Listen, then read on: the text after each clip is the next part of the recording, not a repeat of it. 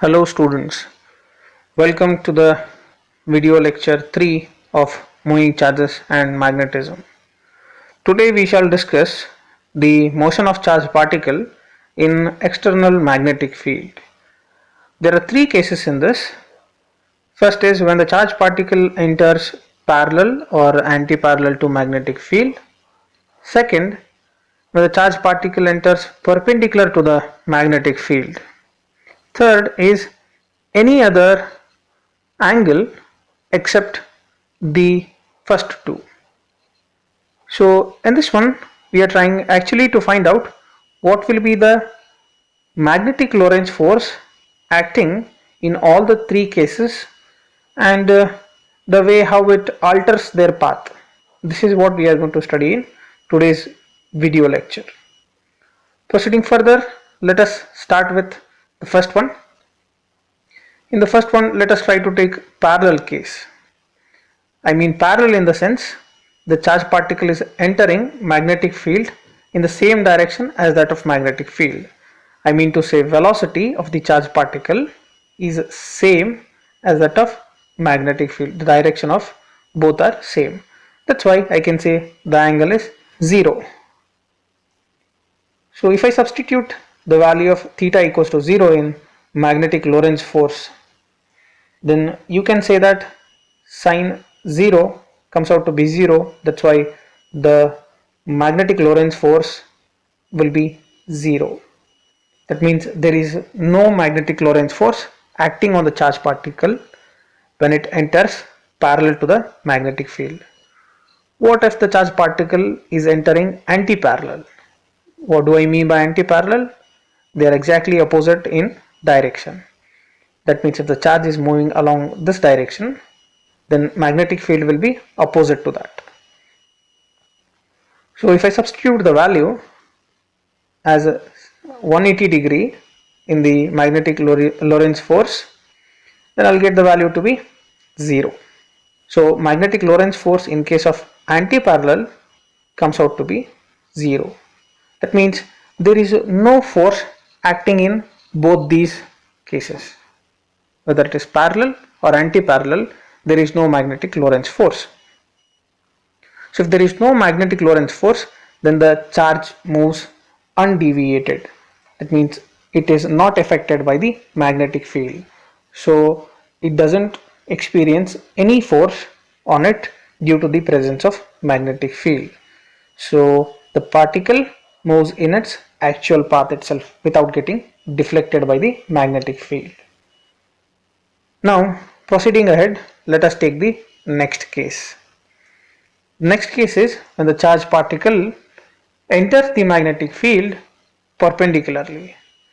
If it is entering perpendicular, then velocity should be perpendicular to magnetic field. So let us have a magnetic field. In this case, the cross mark represents, that is, magnetic field is into the plane of the screen. Let us consider a charged particle entering perpendicular to the magnetic field. When the charged particle enters, then it will be acted by a magnetic Lorentz force. To find the direction of magnetic Lorentz force, I have to find out the cross product between V and B. To find that, I have to align my fingers of right hand along the direction of velocity, curl them towards B, then thumb will give me the direction of force and it is in the upward direction. So this is the direction of force. This force is going to push the charge towards the upward direction. Due to that, the charge will be appearing at this point. And once again, if you try to find the force, magnetic Lorentz force, then it will be towards left. Due to that, again the charge is pushed towards left. Once again, the force will be applied downwards. Due to that, the charge is pushed downwards and it's going to appear here. And once again, from here you find the direction of force. It will be towards right now, and finally the charge is going to appear back where it was. Due to this, I can say that the charge is trying to have a circular path and this circular path comes because of the force which is acting towards the center of the circular path. Now here the charged particle is executing circular motion, and the force, magnetic Lorentz force, is acting like centripetal force for this circular motion. So this keeps on repeating, so the charged particle will try to keep on rotating in the magnetic field when it enters perpendicular to the magnetic field. Now let us try to find out theory of this one. So when it enters perpendicularly, then it exhibits circular path as we have seen. Then if it is executing circular path, then there is a need of centripetal force. So I can write centripetal force formula as Fc equal to mv square divided by r. So here r is the radius of the circular path, and further this centripetal force is provided by magnetic Lorentz force. So magnetic Lorentz force formula is qvb sine theta. In place of theta I have put 90 as the charge is entering perpendicular to magnetic field, so I'll get qvb. Since this is acting like centripetal force in the present scenario, then both equation 1 and 2 can be equated. So I'll equate 1 and 2 to get mv square divided by r equals to qvb. Cancelling v on both the sides, I'll have an equation that is mv divided by r equals to qb. This is an important equation. Using this, I'll be trying to derive many of the expressions later. Now let us find out what all quantities are here. So here m is mass of the particle, v is velocity of the particle, q is charge of the particle, r is the radius of the circular path, and b is magnetic field. Expression for radius of circular path. Using this equation, I'll be trying to find out expression for radius. Rearranging that, I'll get this equation. Taking r on LHS, I have got this. I also can find out velocity of the particle using the same equation. So velocity of the particle can be found out using the same equation. So it will be v equals to qbr divided by m. Moving ahead, I'll try to find out now the time period of the particle. Since the particle is going to go in the same circular path, so it is trying to repeat the same motion. That's why I can find out time period of it. To find the time period, I'll try to take the equation t is equal to distance upon speed. Distance covered in one revolution, that is circumference of the circular path.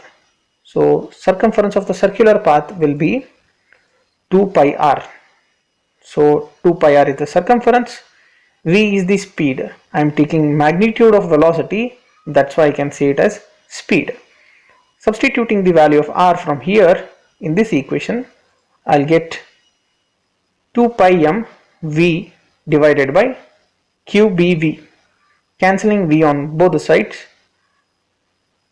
I'll get t is equal to 2 pi m divided by qb. So this is expression for time period. If I have time period, I can also find out frequency.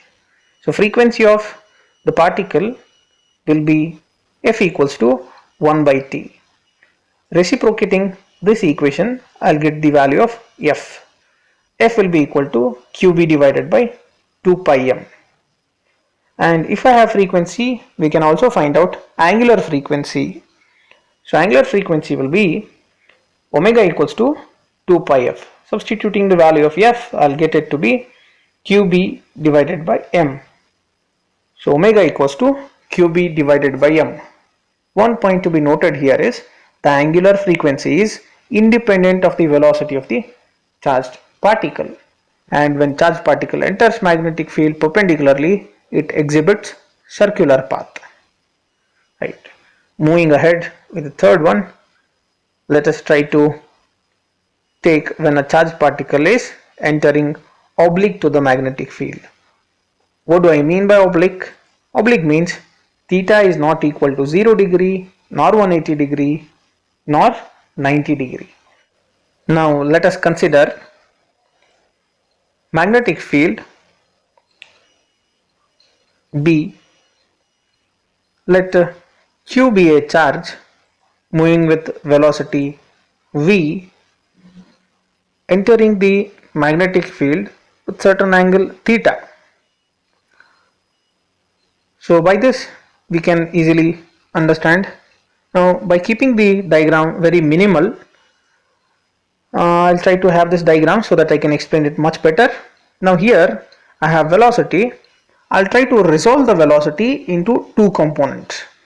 So let us see what is it.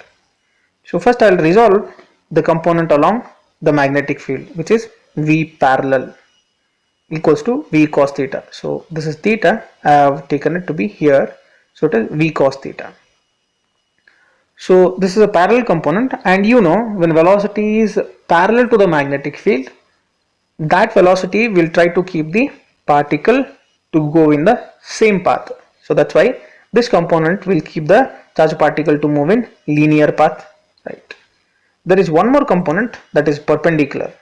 Perpendicular component is V sin theta, and perpendicular component we know that it will try to give circular path to the charged particle in the presence of magnetic field. So this will give circular path to the charged particle. Since these two are not separate here, so they have to give a combined effect. So combined effect of both will give a helical path to the charged particle. That is, the charged particle is going to go in this manner. So here this is called as pitch, that is the distance along magnetic field is called as pitch, and this is radius of the helix. We are going to see it in few seconds now. So pitch, what is pitch? Pitch is the distance covered along the magnetic field in one rotation when the charged particle is exhibiting a helical path. Right, you can see here when it is going in the helical path, if it covers distance in this manner, then you are trying to take it in the horizontal direction, right, from here to here. So that is called pitch. Now I'll try to get the value out of it. So how to get the equation for that? Let us try to write pitch is equal to velocity, the parallel component of velocity, into time period. So time period is time taken for one rotation, and this distance is parallel to the magnetic field, so I am taking parallel component of velocity. So substituting their values, that is parallel component velocity is V cos theta, time period is 2 pi m divided by qb. Once I substitute these two values, I'll get the expression for pitch. So pitch will be equal to 2 pi m V cos theta divided by qb. So this is the expression for pitch of a helical path. And radius of helix will be the radius of circular component of motion, right? So circular component of motion can be given by this. So that is r equals to m v perpendicular. This is, since it is circular component, so I'm taking v perpendicular. V perpendicular value is v sin theta. So r will be equal to m v sin theta divided by qb. So this is the motion of charged particle in the presence of magnetic field. There were three cases, and all the three cases we have studied. And thank you students, and see you in the next video lecture.